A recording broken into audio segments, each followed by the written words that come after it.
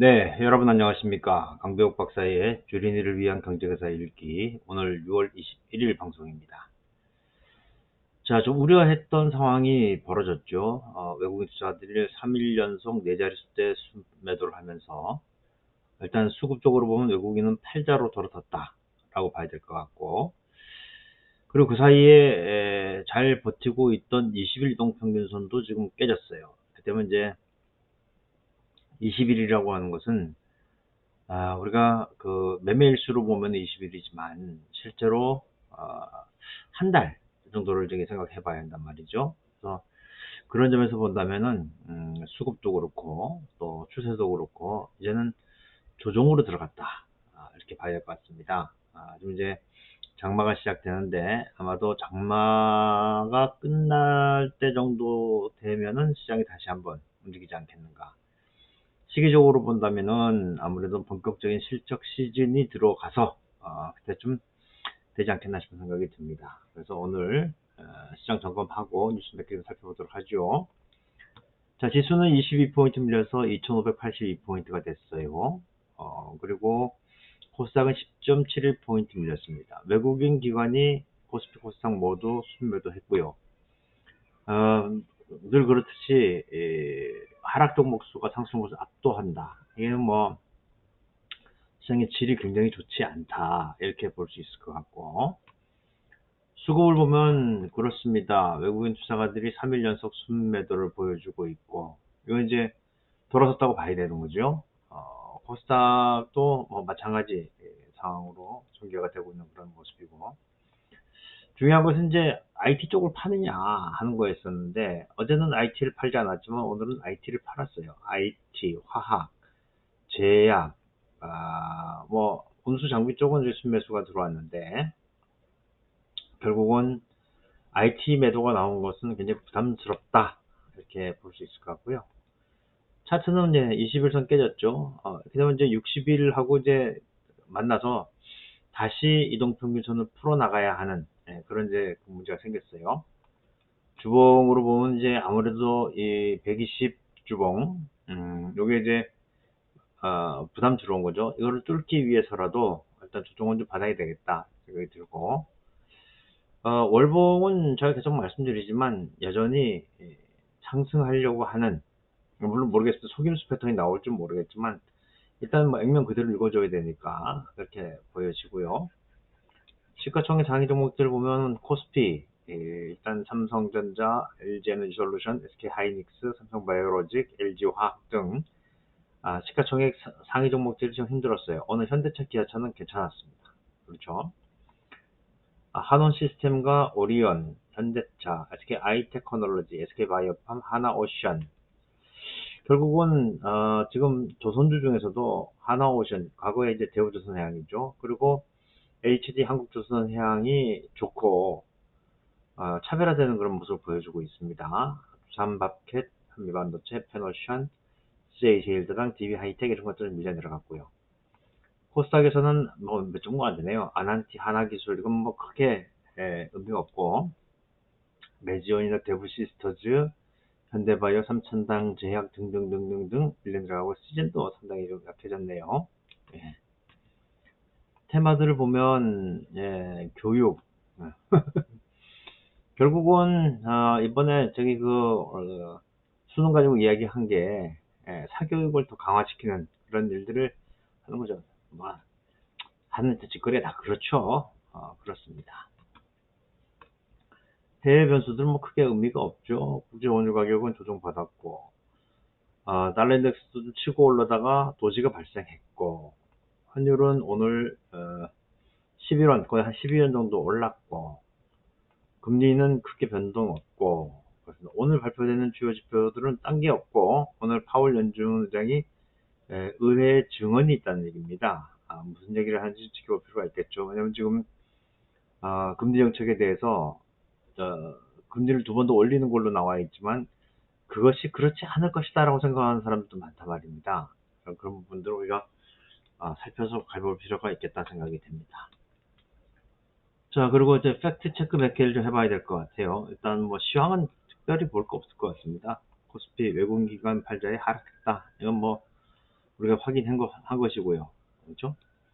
뭐라고 해설해 놨냐면, 앞선 미국 증시에서 필라델피아 반도체 지수가 하락한 점이 국내 지수에 부담을 줬다. 환율도 크게 올라서 외국인에서 거세지면서 지수 상폭을 확대하게 됐다. 외국인 투자가들은 환율이 급락할 때도 매도했어요. 크게 의미가 없다라고 보여지고, 자, 수출 10개월 만에 반등, 반도체 중국 개선의 적자폭도 줄었다라고 얘기를 하고 있는데, 이건 다른 거 볼 거 없이, 요게 이제 건체청에서 나온 저희 보도 자료죠. 2024년 6월 1일부터 20일까지 수출입 현황인데, 실제로 보면은 이제 수출 같은 경우에 여기 있죠. 여기 당월입니다. 여기 당월인데 지금 5.3% 정도 늘었다라고 해서 전월 대비, 그렇죠? 전년 동기 대비 늘었고, 전월 대비도 뭐 저기 좀 늘었다. 이렇게 이야기를 하고 있는데, 문제는 착시, 이게 중요합니다. 조업일수가 차이가 난다는 겁니다. 조업일수. 그러니까 작년에는 조업일수가 13.5일이었고, 올해는 14.5일, 하루가 더 많다는 겁니다. 그래서 일평균 수출액을 내보면은, 작년에 23억 1천만 달러고, 지금 22억 7천만 달러예요. 그러니까 0.2% 감소한 거죠. 그러니까 하루를 더 일을 했기 때문에 늘어난 것이지, 그것이 실제로 늘어난 건 아니다. 그러니까 뭐 그냥 생각도 안 하고 막 써대는 거죠. 그러니까 이런 거에 착시에 빠지게 되면, 그러면 어떻게 됩니까? 올해 다 거지가 되는 거예요. 여러분들이 그걸 좀 알고 계셔야 되겠다는 생각이 들고, 이거는 이게 중앙이잖아요. 그렇죠? 아주 그냥 국민들을 갖다 거지를 만들려고 별짓거리를 다 한다. 그렇죠? 자, 또 보세요. 저는 이제 일관된 생각이 뭐냐면, 시장이 나쁠 때 공매도를 막아야 한다, 이런 얘기들이 나오는데, 저는 절대 반대입니다. 그러니까 시장은, 다른 시장들은 몰라도 금융시장은 자율적인 리듬이 있단 말입니다. 근데 그것을 막으면 시장이 오히려 왜곡되는 일이 벌어질 수 있어요. 보세요. 주가가 오를수록 눈물, 공매도 세력 155조 날렸다 나오잖아요. 그죠? 그러니까 공매도 세력이 155조 날렸다라고 하는 건 뭐냐면, 이 사람들이 환매수, 숏 커버링을 했을 거란 말입니다. 그러니까 지수가 더 탄력적으로 올라가는 거예요. 주가도 그렇고. 그런데 한쪽을 막아놔 버리면 이런 일이 생기지 않는단 말입니다. 근데 지금 보세요. 코스닥 많이 올랐네. 다시 거기에 대한 공매도.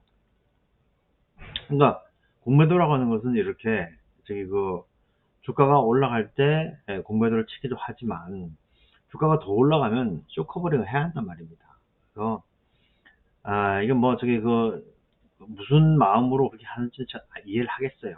이해를 하겠는데, 그렇다고 해서 시장 시스템을 망가뜨릴 정도로 생각하면 안 됩니다. 왜냐면 공매도라고 하는 것도 기능이 있어요. 예를 들면 내가 가지고 있는 종목이 허접스러우면 공매도를 당하는 거죠. 공매도 당하는 겁니다.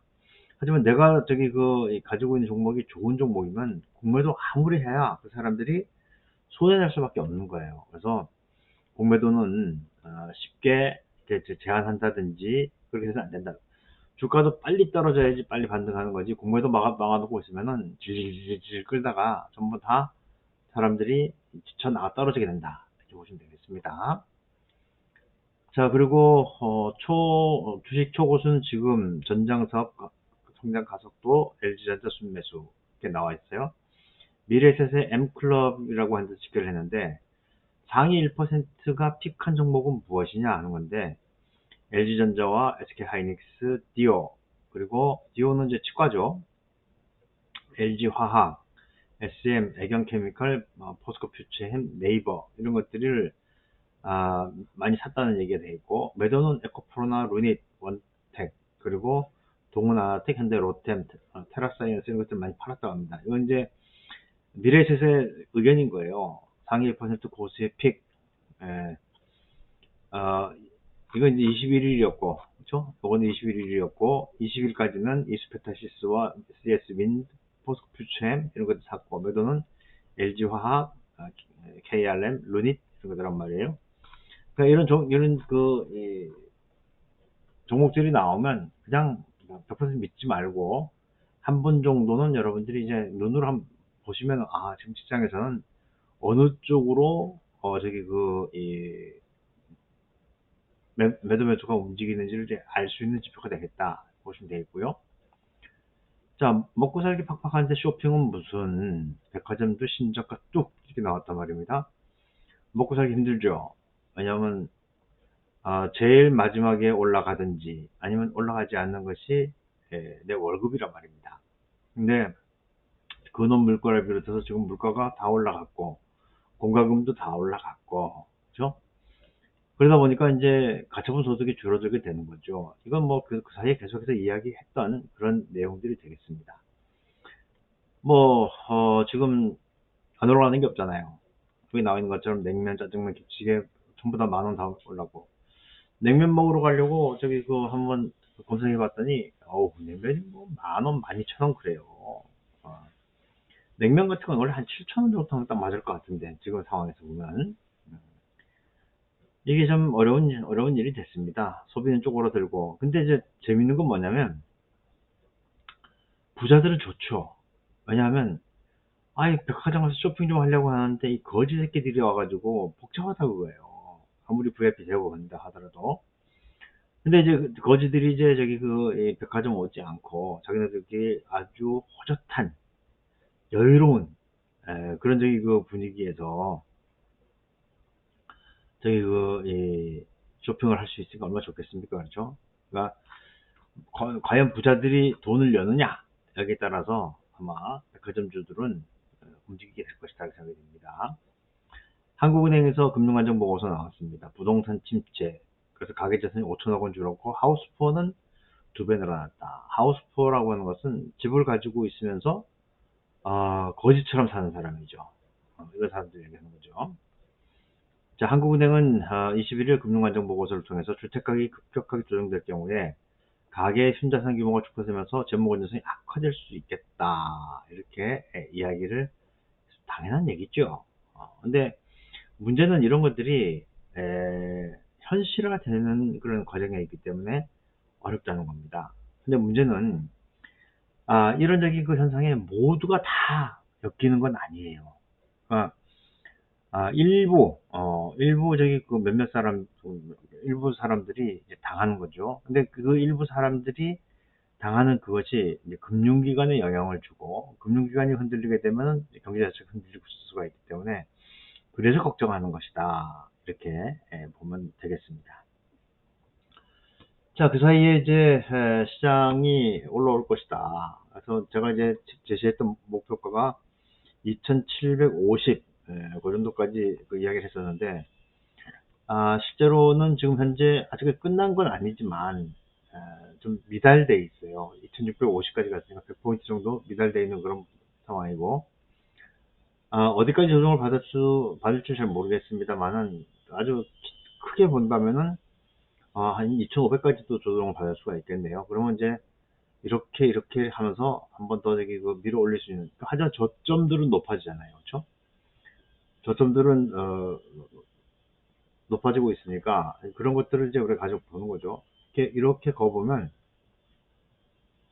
이렇게 거보면 지금 이제 우리가 생각할 수 있는 정도는 여기쯤, 2,550포인트 그 정도에서는 이제 추세선이랑 만나게 돼 있는 그런 상황이란 말입니다. 그래서 아마 그렇게 추세선들을 그어가면서 여러분들이 상황들을 체크하는 게 중요하다. 반드시 이렇게 된다고 생각하지 마시고 체크하는 게 중요하다라고 보시면 되겠습니다. 이제 조정 국면에 들어가게 되면 또 시장이 지루해질 수가 있거든요. 이럴 때 지금 살아있는 종목 쪽으로 포트폴리오를 좀 교체하는 그런 전략이 필요하지 않겠나라는 생각이 들고, 지금 뭐 제일 빠른 것이 조선입니다. 근데 조선도 이미 많이 올랐어요. 따라잡기 굉장히 어려운 그런 상황이란 말이에요. 그렇다면 이제 CS 윈드 같은 종목들은 제가 볼 때는 괜찮겠다, 이런 생각이 듭니다. 이런 정보들도 한번 테스트 매매를 한번 해보시기 바라겠습니다. 자, 그러면 오늘은 마치도록 하죠. 고맙습니다.